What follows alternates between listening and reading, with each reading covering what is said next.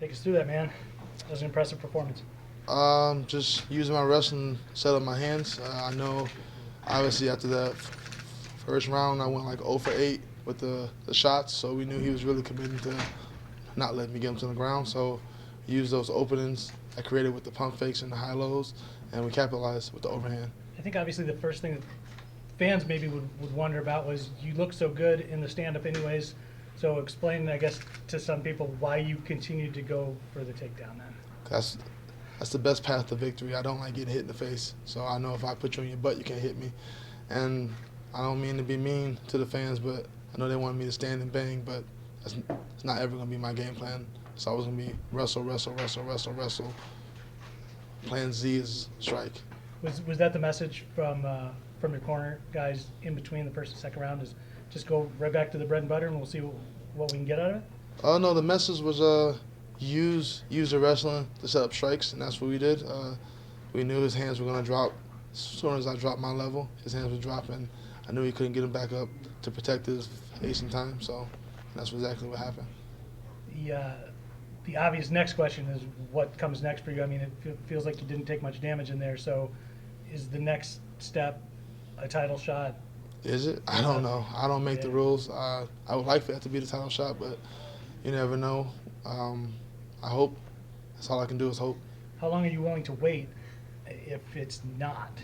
I mean, if you had to wait 6 months, is that too much? If you had to wait 8 months, is that too much? 8 months is way too much. I like to be active. I like to get in at least three fights a year. So I could wait 5 to 6 months, but nothing I'm saying tonight is in stone because it literally just happened. And who knows what happens with Ngannou, Rosenstruck, DC. I don't know what's going on. So.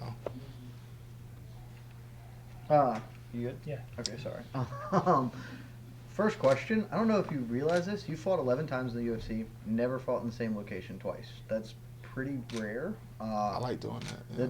And it's pretty cool from my perspective. Is there any of those, obviously, other than Raleigh, since you just had such a sensational night, any of those that stand out as like a particularly relevant or one you like more? I love them all. Like Australia was fun. Even though I lost in Beijing, Beijing was fun. Got to go see the Great Wall.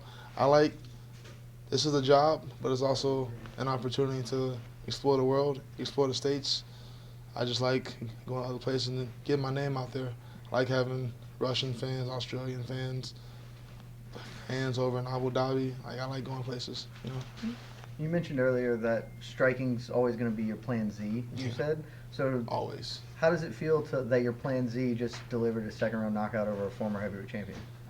I'm not even that happy for myself. I'm more happy for my striking coach. I know he's been waiting for me to use my striking, so I'm happy he finally got to see what he wanted. Good.